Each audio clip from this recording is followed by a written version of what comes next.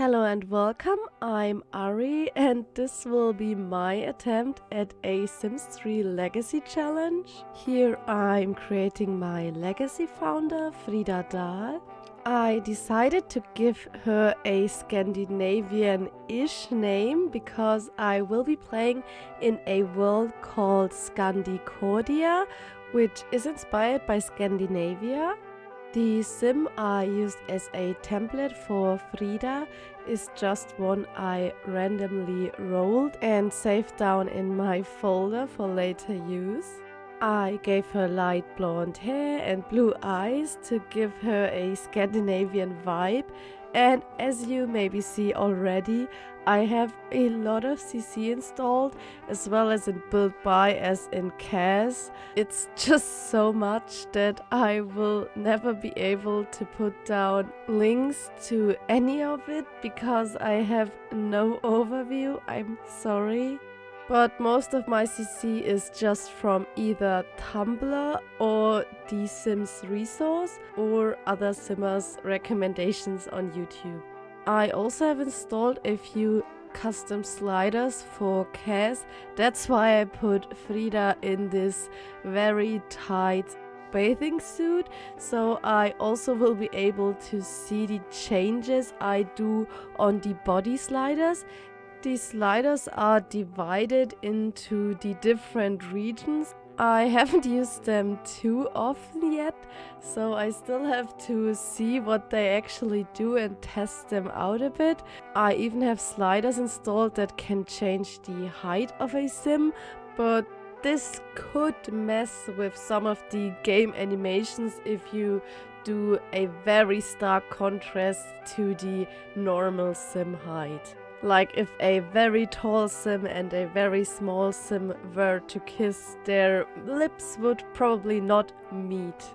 In this part I actually had to turn off the reshade because it was just so bright I couldn't really see what I was doing with her face.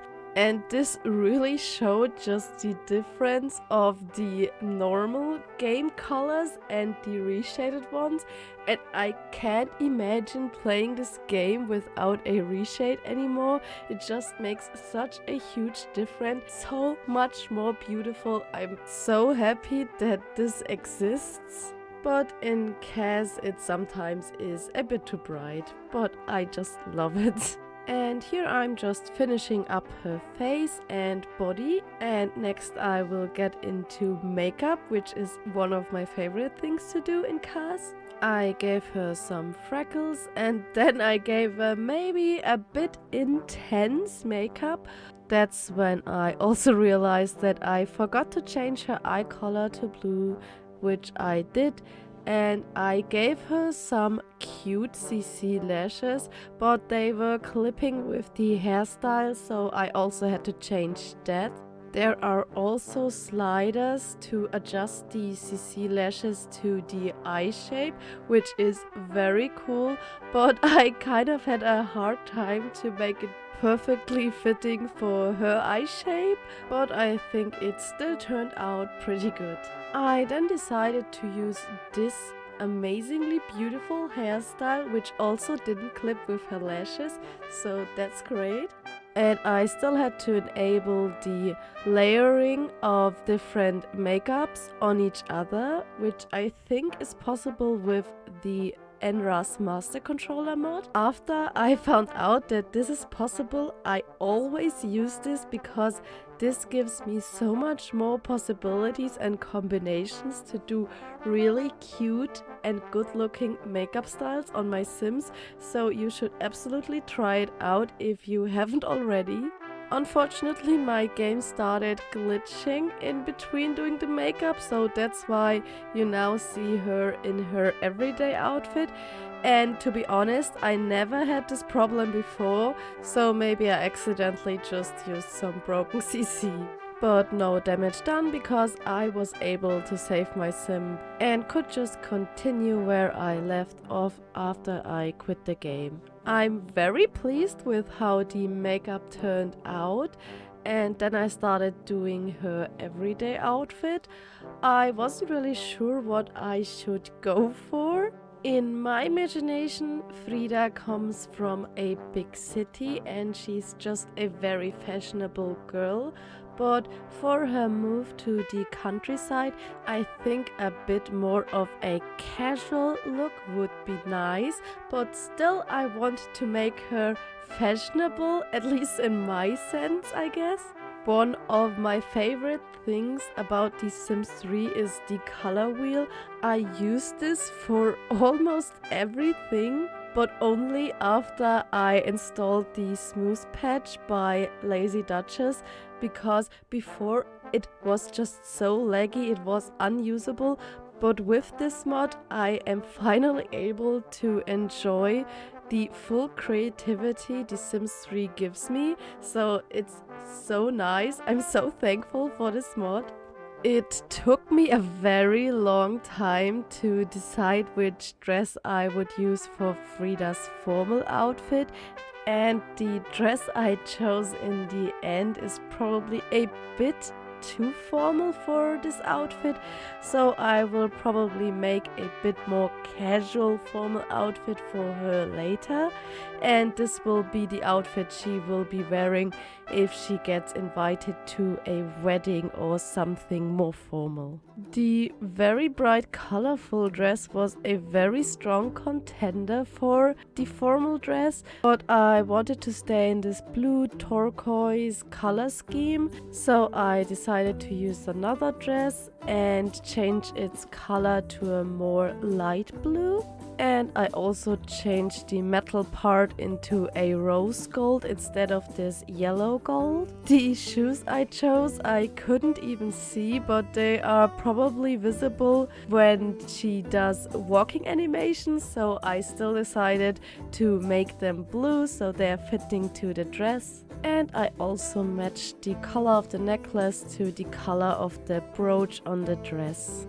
Her sleeping gown was already pretty nice, so I just changed the color of the main body of the dress, but the other applications I left in this rose color because it looks really pretty that way. Something I really like to do is take off the makeup for the sleep outfit, because it's realistic that they would take off the makeup to sleep, and I also changed their hairstyles to a more fitting sleep hairstyle.